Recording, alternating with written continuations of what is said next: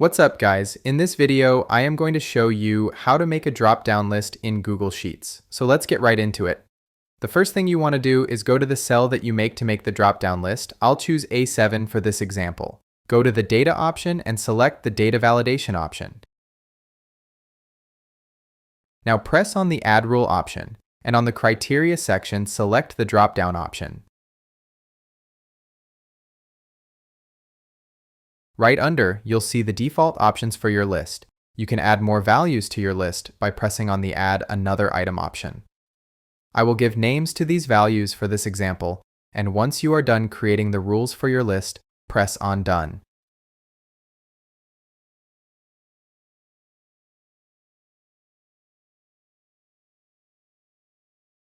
As you can see, you've just created a drop-down list to your Google Sheet. You can also edit this list by pressing on the pencil edit icon and changing or removing values from your list.